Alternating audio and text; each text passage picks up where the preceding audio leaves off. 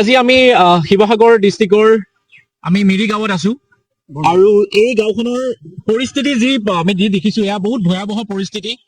আজি বান যোৱাৰ আমাৰ 12টা দিন পাৰ হ'ল, কিন্তু আজিলৈকে আমি দেখিছো যিখিনি কাম কৰিব লাগিছিলে আমাৰ গভৰ্ণমেণ্টৰ তৰফৰ পৰা বা যিখিনি সা সুবিধা এই ৰাইজখিনি পাব লাগিছিলে সেইখিনি সুবিধা পোৱা নাই এতিয়ালৈকে।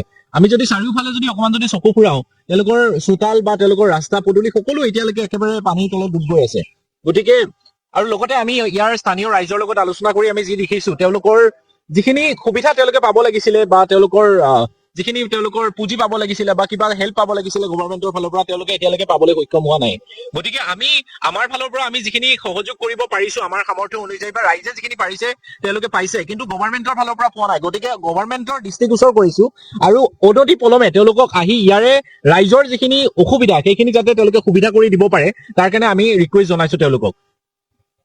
তাৰ বাহিৰেও মইতো 7 দিনৰ পৰা ইয়াত আছো।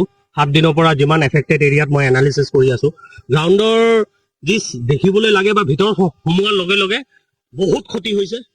আৰু চবতকৈ ছাৰপ্ৰাইজিং কথা হৈ গ'ল কি কোনো ধৰণৰ চৰকাৰী হওক, চৰকাৰৰ হওক, প্ৰশাসনৰ হওক সক্ৰিয়ভাৱে গ্ৰাউণ্ডত কোনো ধৰণৰ কাম দেখা নাই। যিমান মানুহ আহিছে প্ৰতি বেলেগ বেলেগ জাতি জনগোষ্ঠী ভাগা ভাগি মানুহবোৰ আহি কিনে হেল্প কৰি আছে, সহায় কৰি আছে তেওঁলোকক। যোনটো সহায় দৰকাৰ চৰকাৰৰ পিনৰ পৰা সেই সহায় কোনো ধৰণৰ দেখা যোৱা নাই। বিজেপিয়ে কয় ভাৰতীয় জনতা পাৰ্টি ডাঙৰ ডাঙৰ বেনাৰ মাৰ্কেটিঙত আমি দেখিছো কোটি কোটি টকা সিহঁতে মাৰ্কেটিঙত খৰচা কৰে, বাট ইয়াত কোনো ধৰণৰ সেই খৰচাটো দেখি নাপালো।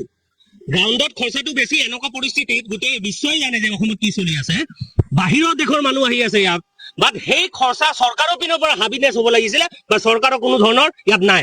ইহঁতে এতিয়া ফটো মাৰাত ব্যস্ত হৈ আছে, ছচিয়েল মিডিয়াত ব্যস্ত হৈ আছে, কঠীয়া তুলি আছে, কিবা কৰি আছে আৰু এইটো কৰিছে, সেইবোৰ পাব্লিচিটিত ইহঁতে ব্যস্ত হৈ আছে।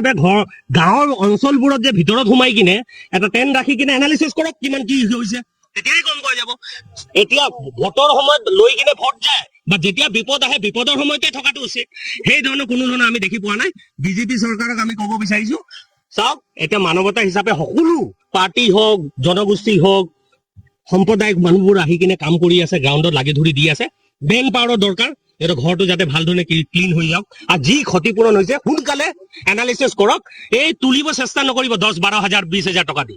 এই যি ক্ষতি হৈছে হিউজ এমাউণ্ট দৰকাৰ। গ্ৰাউণ্ডত আহক, থাকক সিহঁতৰ লগত আৰু এনালিচিছ কৰি এটা হিউজ এমাউণ্ট দিয়ক যাতে সিহঁতে এটলিষ্ট আমি সিহঁতৰ মুখত যোন হাঁহি সেই হাঁহিটো আনিব পাৰো। আগতে যেনেকুৱা জীৱন চলি আছিল সেই জীৱনটো যাতে আমি আনিব পাৰো।